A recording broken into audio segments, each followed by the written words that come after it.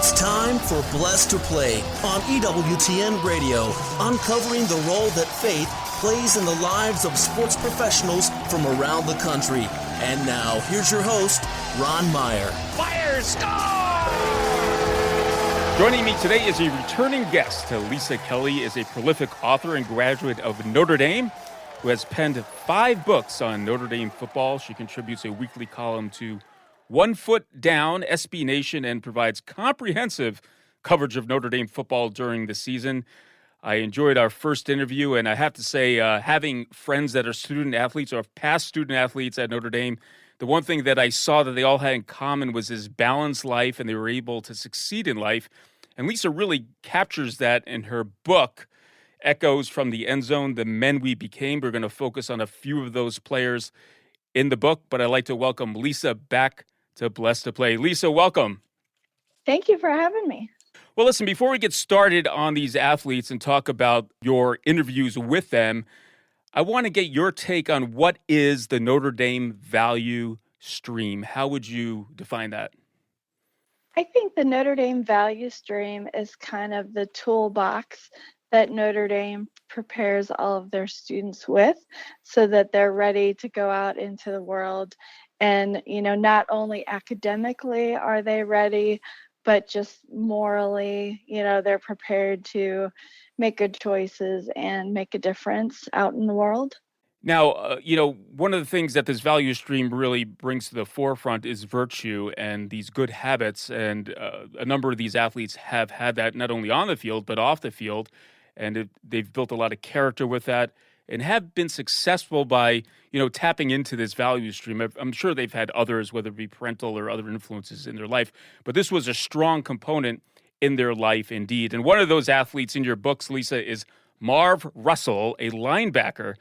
And he was a football player in the 70s under Coach Ara Parseghian. He grew up Methodist and wanted to be a minister, but let's say his path to Notre Dame did not come without some roadblocks. In fact, Ara Parseghian, the coach at the time, denied him to be a football player, but that didn't stop Marv Russell, did it? No, it sure did not. At that point, Notre Dame was really kind of honing in on you're a student first and you're an athlete second. That's why the word is student athlete. And Ara told him, your grades aren't good enough. Try again. And so he did a year of college prep and he came back and he applied again and he got in. Yeah, it's an amazing story how he wound up playing for the Notre Dame Fighting Irish and even matriculated to the university. Ara Parseghian left and then Dan Devine came. So Marv had to deal, not only with adversity in his life as far as getting into the institution, but now there was a new coach that he had to deal with and perform under. Yeah, and I think the two coaches coached very differently, and so they were so used to how Ara was coaching, and then this new guy comes along and they kind of have to learn the rules of the game all over again.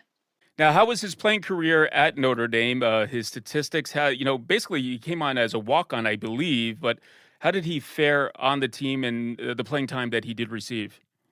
Well, he started as a freshman, and his freshman year, they went and won the national championship. So, pretty decent start to his career for sure. Obviously, he graduated from Notre Dame. His football career was behind him, but that didn't stop him from succeeding in other areas of life. He had a strong faith background, but he went into kind of a field that, human resources. I don't think he had that on the radar, but that's where he landed. And I understand it was like the largest Catholic healthcare organization in America where he was a senior vice president. But talk about that path to his professional life. Yeah, after he graduated from Notre Dame, he had too many injuries to really move into the NFL. And so he started doing social services in South Bend. And then he was doing that. He was pastoring 2 churches. And then he decided, to really take care of his family. He needed a job that was going to pay the bills and moved into human resources, which, he wasn't sure he was going to like, but he ended up not only really liking it, but being very successful at it. So when you did the interview with Marv Russell, I'm not sure when you did it, but what stood out about him to you? I'm sure when you're doing these interviews, there's always a nugget or two that kind of grabs you and says, wow, that's quite interesting. Marv to me was, he ended up being a mentor to me. He ended up being my writing coach. Hmm. So from the relationship that we built, starting with that interview, I circled back to Marv, and I said, I have all these really great interviews. I'd like to make a book out of this, but I just don't really know how to do it. And so Marv took me under his wings. He became my writing coach, and he really showed me how to take all these Q&A interviews and turn them into stories. And, years later, he's still a big part of my life and his family. I'm really good friends with his wife, and I grew to know his mother-in-law, and, his family and my family kind of became really close. And it just was a really cool thing to come out of that. Those types of relationships I never expected to come out of these interviews and writing these books. But, it has happened time and time and again. And Marv was kind of one of the first. Blessed to play Ron Meyer. We're chatting today with Lisa Kelly. She's the author of a number of books, but we're focusing on Echoes from the End Zone, The Man We Became. She has that right on her website, lisaannkelly.com.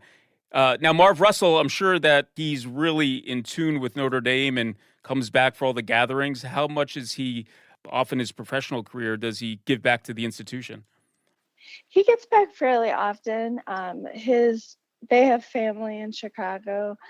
His mother-in-law lives in Chicago, so I know that they come back to visit her quite often and then make the 90-mile trip over to South Bend. And so I run into him a lot at games, and one of his sister-in-laws came to see me at my book signing a couple weeks ago. So like I said, it really is kind of a family relationship.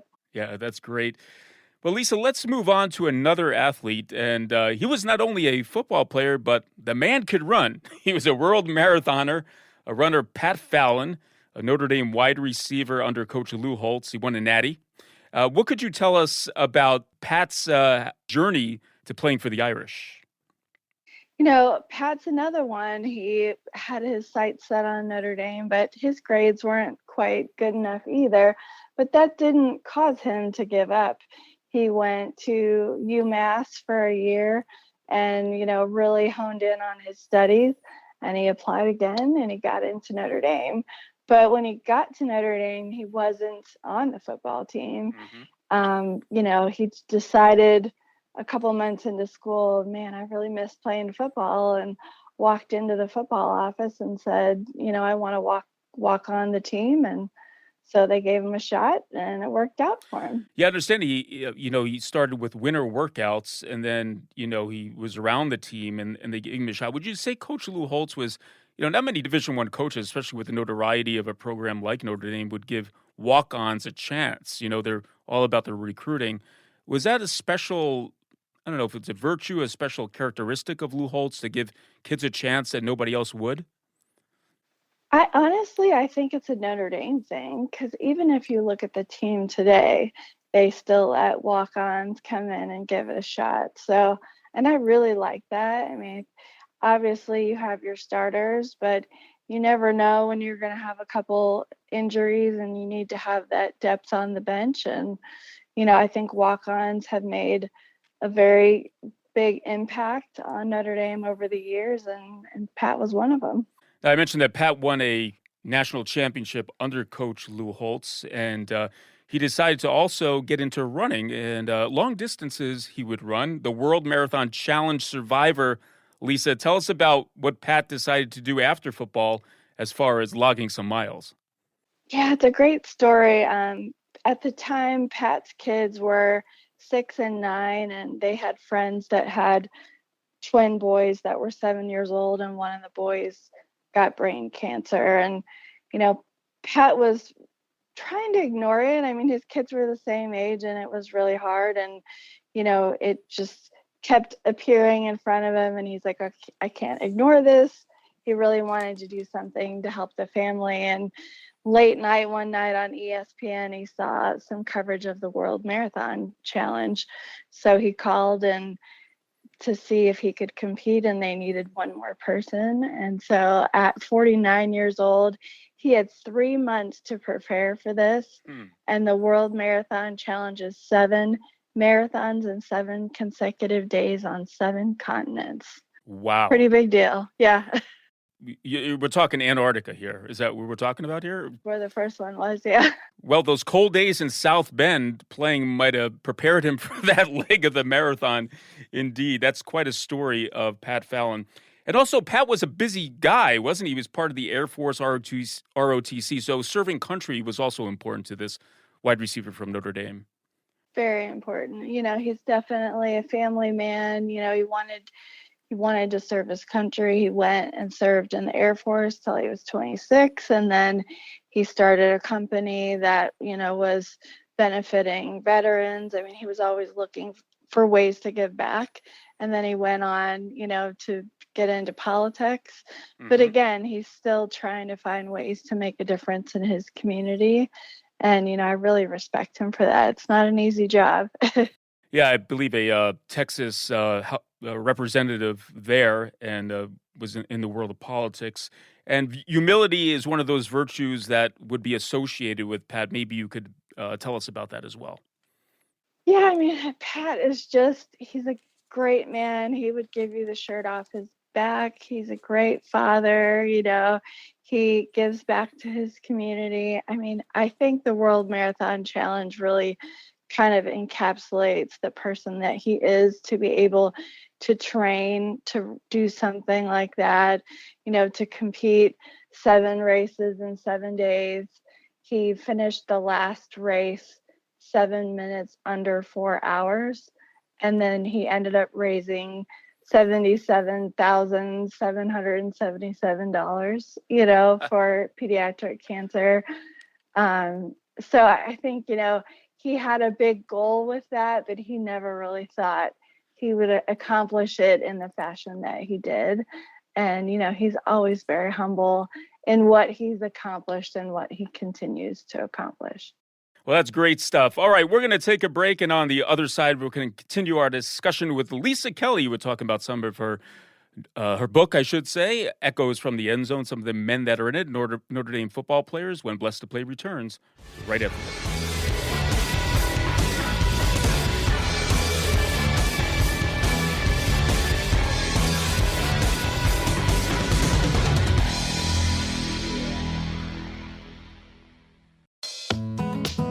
This is Father John Trigilio. We need Catholic radio because it is a lifeline to Holy Mother Church. Catholic radio enables us to know what the Church teaches, but also to have solidarity with one another.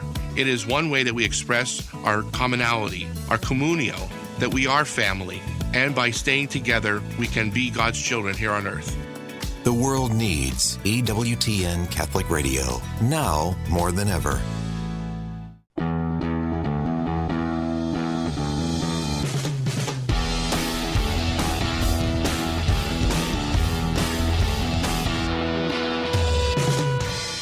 Welcome back to Blessed to Play. Ron Meyer, joined today by Lisa Kelly, a returning guest to the show. She's a prolific author, graduate of Notre Dame. She's penned 5 books on Notre Dame football, and we're talking about one of those today, Echoes from the End Zone, The Men We Became, the virtues, the characteristics of these Notre Dame football players in her book, who have since gone on to do some incredible things in their respective worlds, but the Notre Dame value stream is with them. And it's helped them become the men that they are today. I think Lisa would agree with that.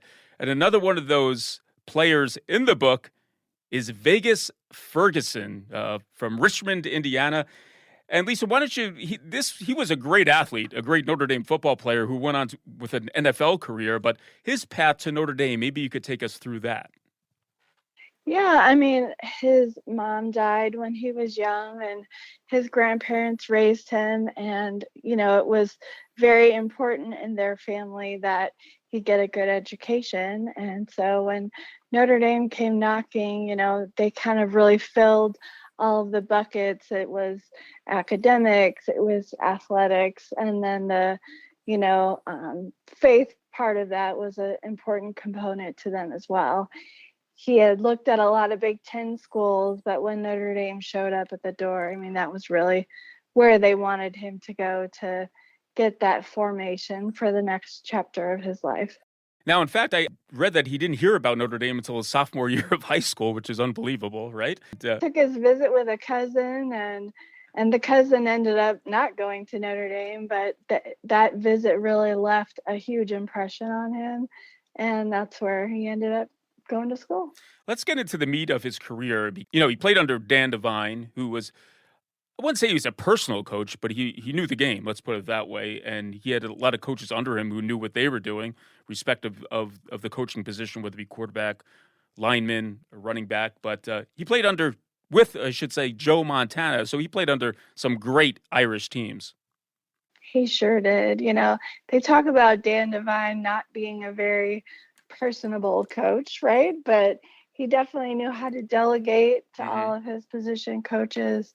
And I think what the guys didn't understand at the time was that, Devine had experienced some things that made him kind of pull in a little bit. And so he wasn't trying to be an introvert, but that was kind of how it came off.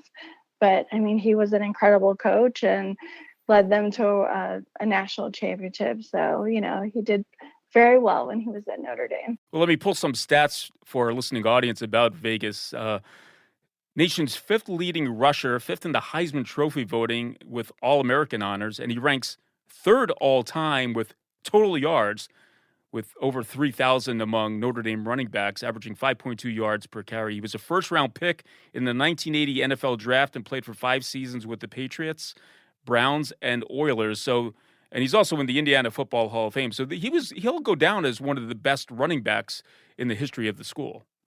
For sure. They keep flashing his stats because Jeremiah Love is inching his way up there. So I get a big kick out of it every time those numbers come up. You see Vegas's name. So it's pretty cool.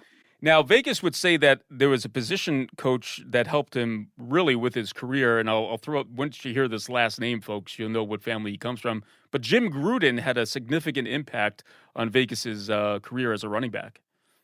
Yeah, he did. When Vegas was being recruited, Gruden was coaching at Indiana, and he told him, "Someday I'm going to coach you." And sure enough, while Vegas was at Notre Dame, Gruden moved from Indiana to Notre Dame and became his coach. So he was able to study under him and really kind of advance his craft. Now, the concept of the student athlete, he didn't shy away from that. He actually embraced that student first, athlete second, and that was very appealing to Vegas and also his family as well. Yeah, it sure was. I mean, if you think about your time in college, I mean, obviously athletes want to do well in their sport, but we all know that sports don't last forever. And so leaving a college with a great education is what is going to propel you through the rest of your life. Notre Dame does a great job at kind of shaping the whole person. So it's not just your academics, it's your faith development.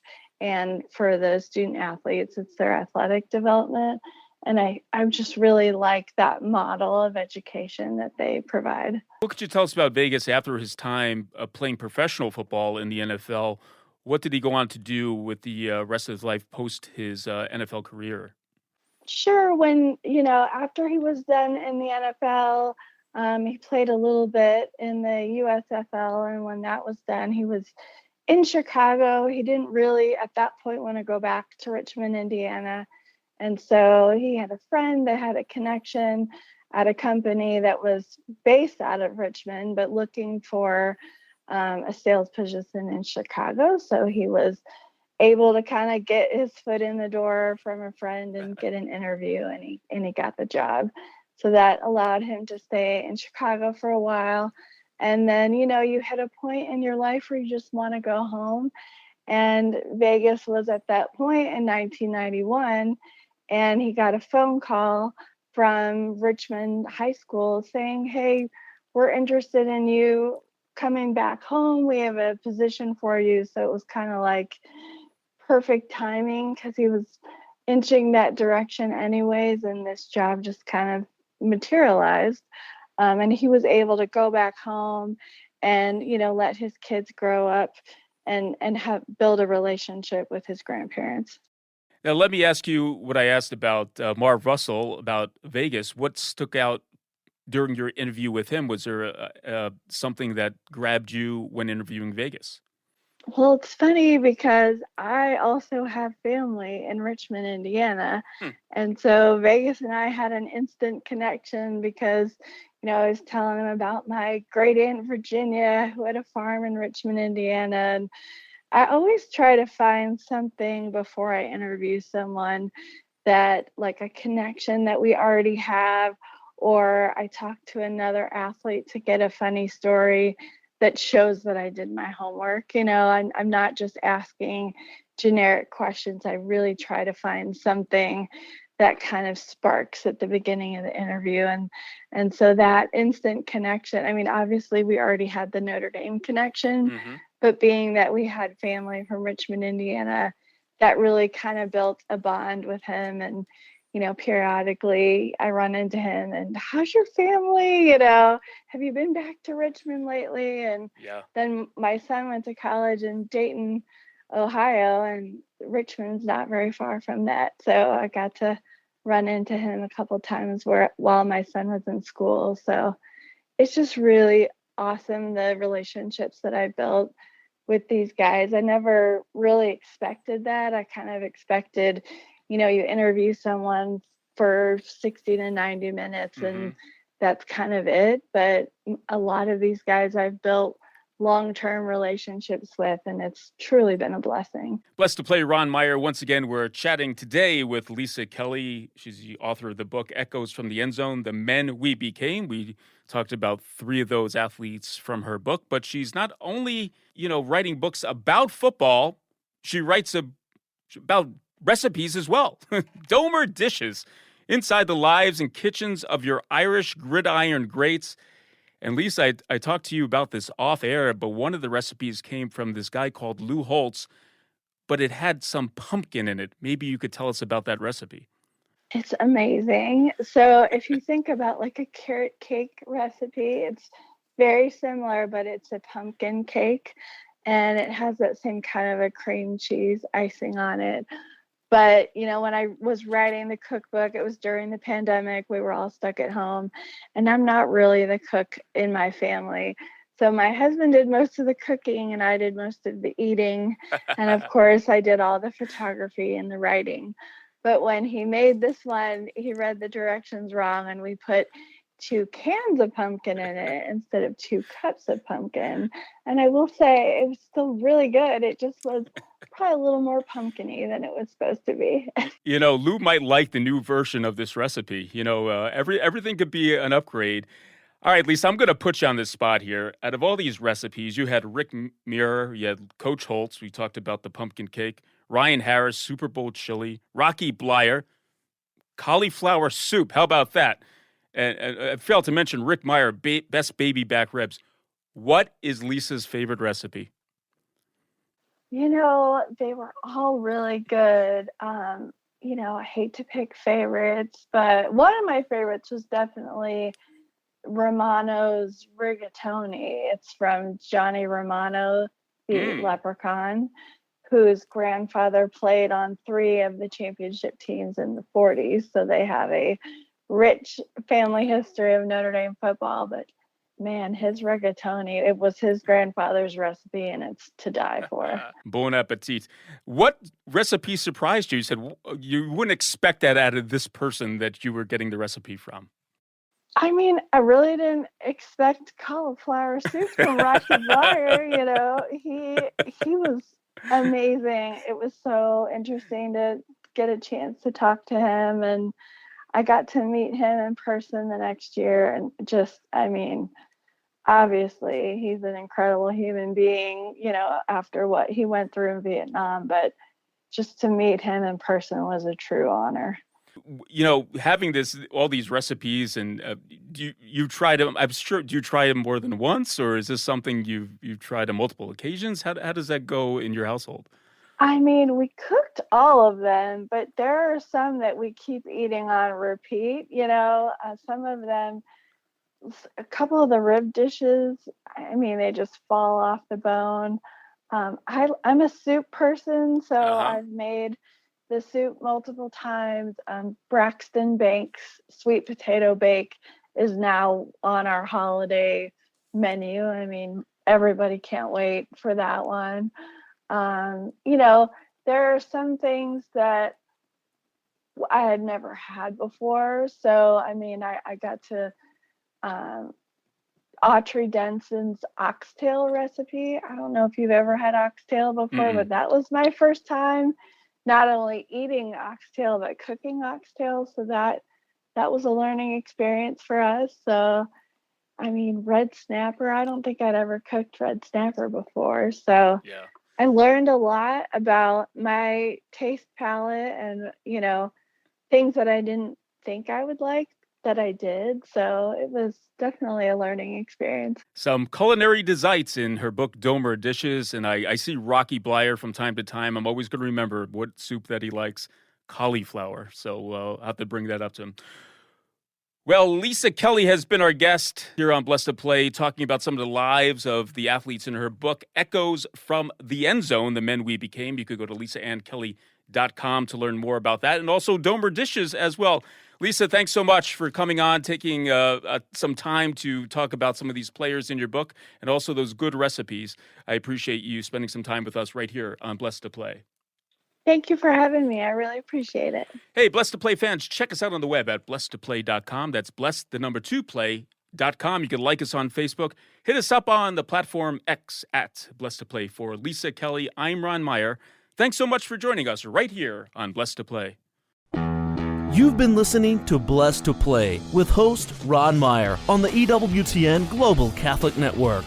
If you have a question or comment about today's show, feel free to email us at info@blessedtoplay.com. That's blessed, the number 2, play.com. You can also connect with the show on the web at www.blessedtoplay.com. Again, that's blessed, the number 2, play.com.